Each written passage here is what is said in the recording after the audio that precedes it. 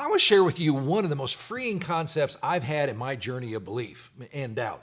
I think any of us who would say we believe the Christian message would say we have our doubts at times. And for those of you who do not believe the Christian message, you probably have moments when you feel maybe some belief is coming on. Now, how do you sort through all of that? Now, let me share with you something that I discovered I think can help. There's a cultural image whose roots are, I'm afraid, a Roman goddess.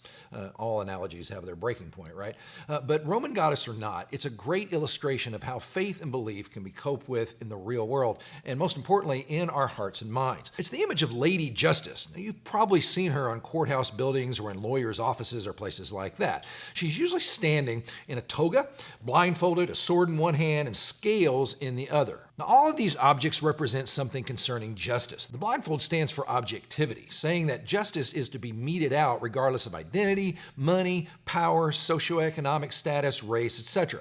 Justice is supposed to be blind in that sense. Now, the sword represents reason, logic, and thinking clearly. The scales represent weighing the evidence on the merits of the case. Now, while these symbols are simple, they're kind of old-fashioned, and are picturing the concept of justice, they're a very profound way to help any of us with our faith issues. One of my all-time favorite Bible passages is where Jesus says to a man whose son needs healing, "Everything is possible for the one who believes." And the man responds, "Lord, I believe. Help me overcome my unbelief."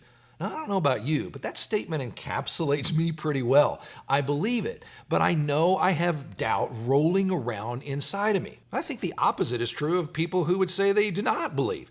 I do not believe, but at the same time, sometimes I kind of do.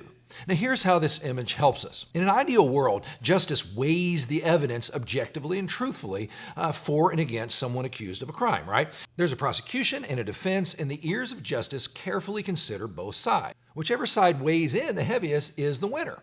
When you weigh the evidence, you always have weight on both sides, guilty, non-guilty.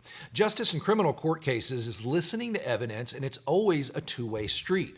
Even when there's open and shut cases, there's a defense, and it's the prosecution's job to prove the case beyond a reasonable doubt. That's great language for our purposes as well. It openly acknowledges that there may still be some leftover doubts lingering in any case.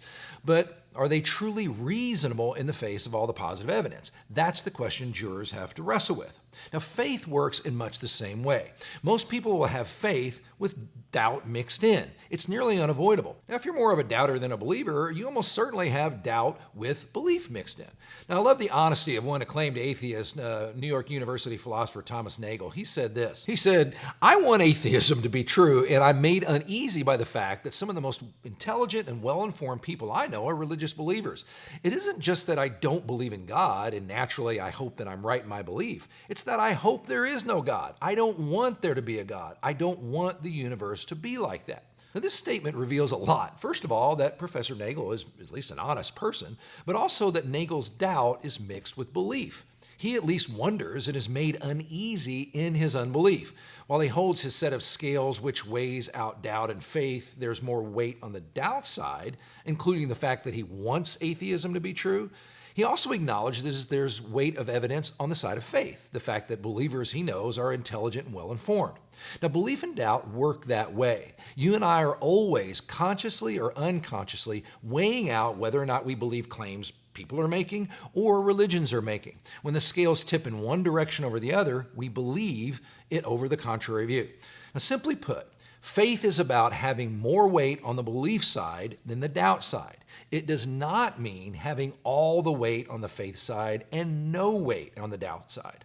This should help take the pressure off any of us. Now, it helped me because it demystified the beliefs and doubts that were rolling around in my head. See, there's lots of reasons I believe the Christian message, that God is real and accessible, that Jesus lived, He died, He rose again from the dead, that the Bible can be trusted as the actual Word of God. Now, those reasons that I have range from my own personal experiences or what's gone on in my own conscience and remarkable answers to prayer, to more scholarly types of reasons like archaeological evidence or philosophical precision. And each of those reasons function like weights on the side of faith. Now, some are very large, heavy weights. Others are lighter, but they still contribute to faith outweighing doubt in my life. I believe that makes it where the case for belief is overall much more compelling than for unbelief. That doesn't mean I have to act like there are no merits to challenging thoughts. I've just come to a place where they do not outweigh the things which hold my belief in place.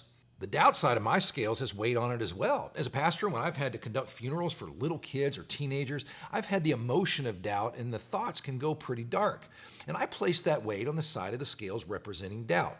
But when it gets intense, I step back and I think of all the many and varied reasons I do believe, and I regain my sense that my faith outweighs my doubts. If you want to see your faith increase, feed it and vary it. Add weight to the faith side by reflecting on your own belief and experiences, but also add in archaeological and historical discoveries, good philosophical arguments, or even scientific evidences for God. Hope that helps. See you next time.